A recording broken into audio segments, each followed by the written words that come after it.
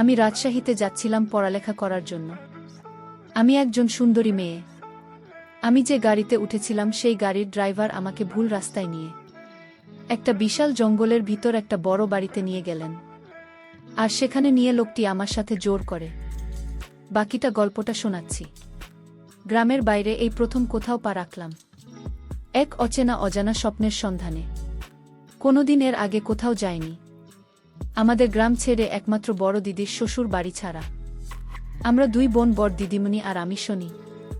বেশ সাজানো গোছানো আমাদের সংসার, কোনো ঝুট ঝামেলা নেই। সরকারি চাকরি করেন বাবা, রিটায়ার হতে এখনো অনেক দিন বাকি। মা একটা এনজিওতে চাকরি করে। কোনো রকম অশান্তি নেই আমাদের পারিবারিক জীবনে। বড় দিদি বেশ সুখী। জামাইবাবু মানে দিদির স্বামী একজন বড় সেনাবাহিনীর অফিসার। একই শহরে বাড়ি এবং কাজও করে ওই একই শহরে। ওদের সংসারটাও বেশ সুখের, কোনো রকম ঝামেলা নেই।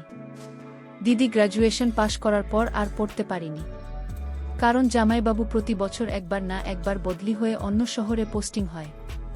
তাই বড়দিদি আর কম পড়া শেষ করতে পারেননি।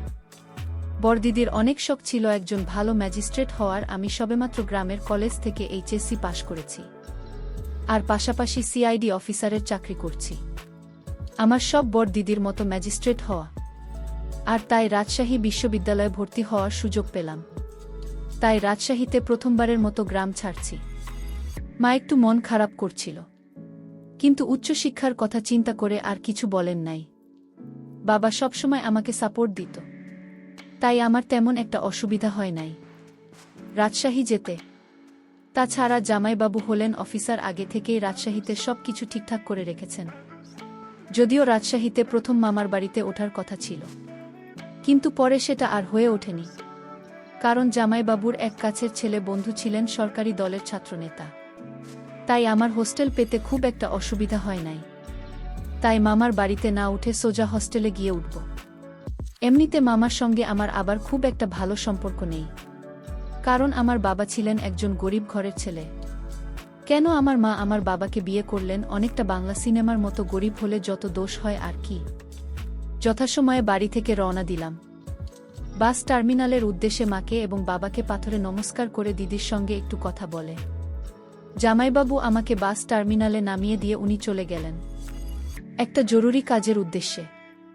বাস ছাড়ার ঠিক রাত 12:33 রাজশাহীর আগের স্টেশনে গিয়ে বাস থামান।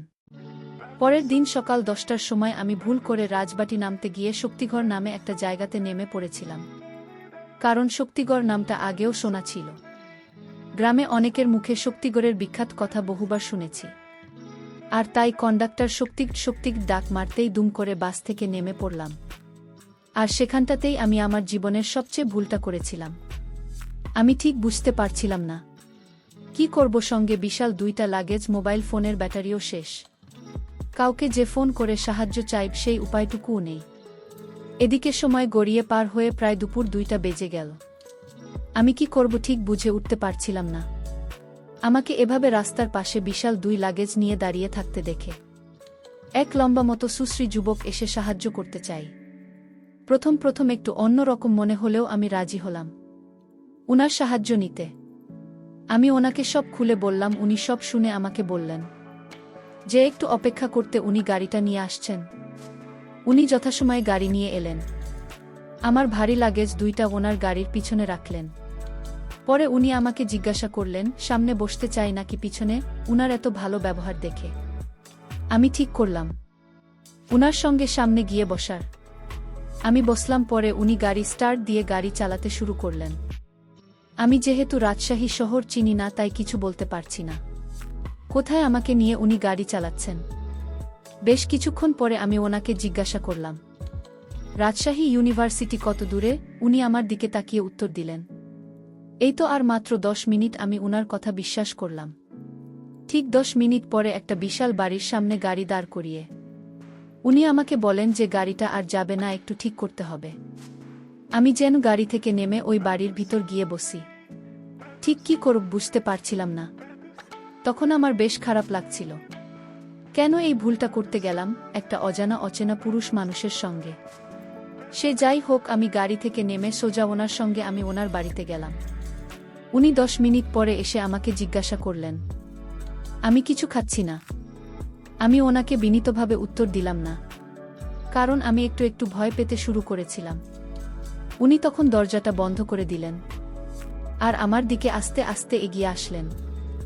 আমি কোনো রকম ওনাকে জিজ্ঞাসা করলাম। আমি ওনাকে জিজ্ঞেস করলাম, আপনি দরজা বন্ধ করলেন কেন? উনি কোনো রকম অভিনয় না করে সোজা আমাকে বলেন, আমার তোমার সাথে অনেক কথা আছে, অনেক প্রয়োজন আছে। আমি আপনাকে চিনি না, জানি না আপনি আমার সাথে কথা বলবেন। আর আপনি আমাকে এখানে কেন নিয়ে আসলেন? উনি বললেন, একটু পর বুঝতে পারবে আমি তোমাকে কেন এখানে নিয়ে আসলাম।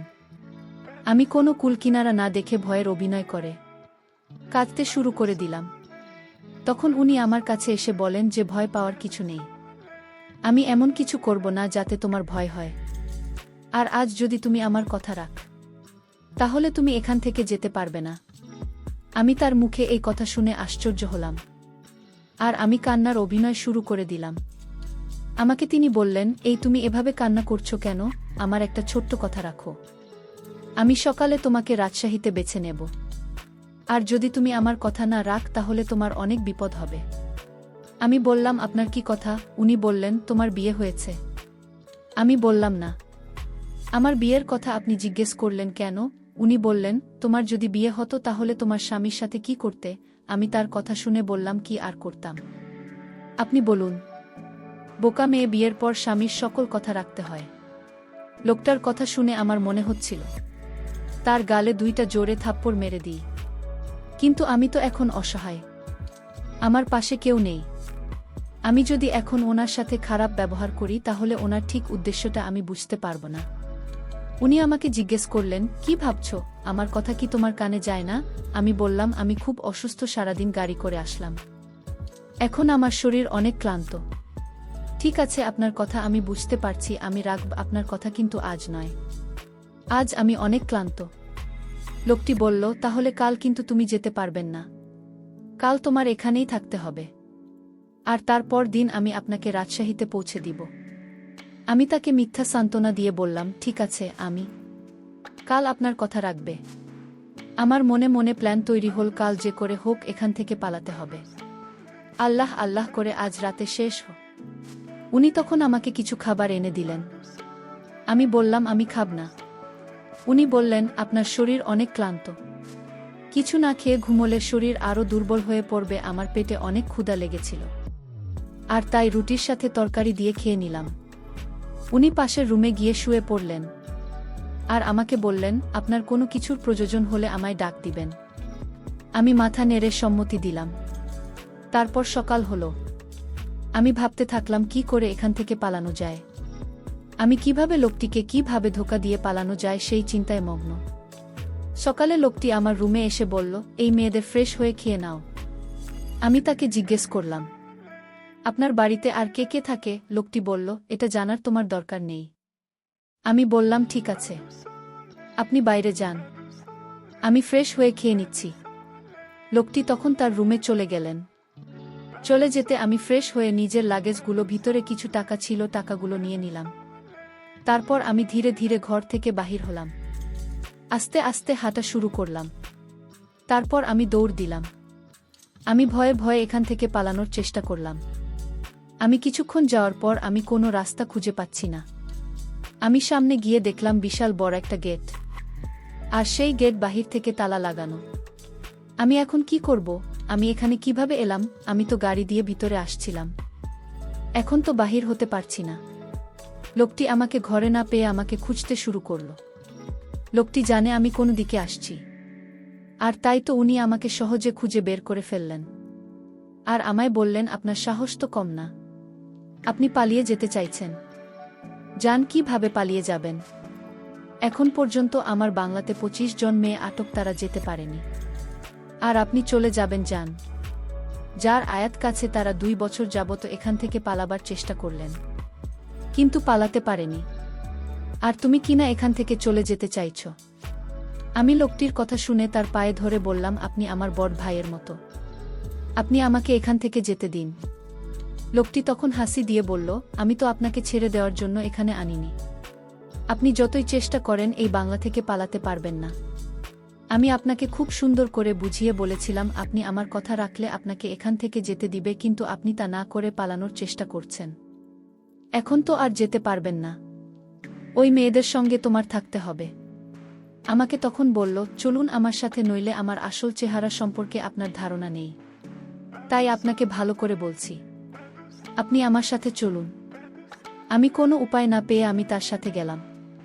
তখন তিনি আমাকে একটা রুমে নিয়ে গেলেন। আমি রুমের ভিতরে দৃশ্যটা দেখেই আমার দম বন্ধ হয়ে আসছিল, কারণ ওখানে আরও 2-5টা মেয়েকে দেখতে পেলাম। আমি তাকে জিজ্ঞেস করলাম, এখানে এত মেয়ে কেন? উনি বললেন, উনারা এখানে চাকরি করেন। আমি বললাম, এখানে আবার কিসের চাকরি? আপনি সত্যি করে বলেন, ওদেরকে কেন আপনি আটকে রাখছেন, এখান থেকে যেতে দিচ্ছে না? লোকটি তখন আমাকে ভয় দেখিয়ে বলল, একদম চুপ, সেই জবাব কি তোকে দিতে হবে? তুই নিজের চিন্তা কর, আজ তোর কি হবে সেটা নিয়ে ভাব। আজ তুই বুঝতে পারবি না এখানে কেন থাকেন। মেয়েগুলো আমাকে দেখে কান্না করতে শুরু করল। মেয়েগুলো আমার দিকে তাকিয়ে বলল, আজ আমাদের যে অবস্থা দেখছো, তোমার ঠিক এমন অবস্থা হবে। আমি মেয়েদেরকে জিজ্ঞেস করলাম, তোমাদের সাথে কি হয়েছিল? তারা বলল, আজ রাতে বুঝতে পারবেন কি হয়েছিল। তাদের কথা শুনে মনে হচ্ছে তারা ওদের ভয়ে এখানে রয়ে গেছে। আমি মনে মনে চিন্তা করলাম, আজ রাতে কি ঘটবে আমার সাথে আল্লাহ জানে। আমার তো খুব ভয় হচ্ছে তাদের মুখের কথা শুনে। আমি তো এখান থেকে পালাতে পারবে না। মনে মনে ভীষণ চিন্তা হচ্ছিল। সন্ধ্যা ঘনিয়ে আসছে। আমার মনের ভিতর ভয় বেড়ে চলেছে। আমি কেন গাড়ি থেকে নামতে গেলাম?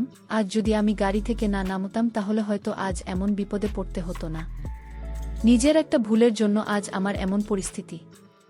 আমি এসব চিন্তা করছিলাম। হঠাৎ দেখলাম লোকটি আমার পিছনে দাঁড়ানো। আমাকে বললেন, আমি তোমাকে ছেড়ে দেব, তবে আমার একটা কথা ছিল, যদি আমার কথা যথাযথভাবে পালন করো তাহলে তাদের মতো তোমার অবস্থা হবে না। আমি বুঝেছিলাম লোকটা আমার সাথে মিথ্যা কথা বলছে। আমি অসহায় অভিনয় করে বললাম, সত্যি আমাকে এখান থেকে যেতে দিবেন? যদি আমাকে ছেড়ে দেন তাহলে আপনার প্রতি আমি সারা জীবন কৃতজ্ঞ থাকব। লোকটি বলল, এখন রুমে আসো। আমি রুমে যেতে লোকটি দরজাটা বন্ধ করে দিল। আমি বললাম, দরজা বন্ধ করলেন কেন? লোকটি বলল, রাতে কি কেউ দরজা খুলে রেখে ঘুমালে নাকি? চোর এসে ঘরের জিনিসপত্র সব নিয়ে যাবে। আমি বললাম, তাহলে আপনি রুম থেকে বের হন।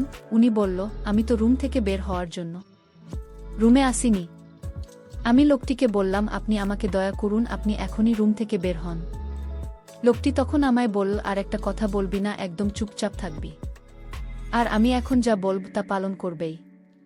আমি লোকটিকে ধমক দিয়ে বললাম, এই তুই আমাকে চিনিস? আমি কে? লোকটি বলল, তোকে চিনে আমার দরকার নাই। আমি এখন যা বলবো তা যদি না শুনিস তাহলে এখনই বুঝতে পারবি তোর কি অবস্থা হবে। আমি লোকটি বললাম, শয়তান, তোর চিন্তা কর, তোর অবস্থা এখন কি হবে। আমি আমার পকেট থেকে আমার কার্ডটি বের করে দেখালাম। সে আমার কার্ড দেখে চমকে উঠল। তুই হয়তো চিনিস না আমি কে। আমার পরিচয়, আমি একজন সিআইডি অফিসার।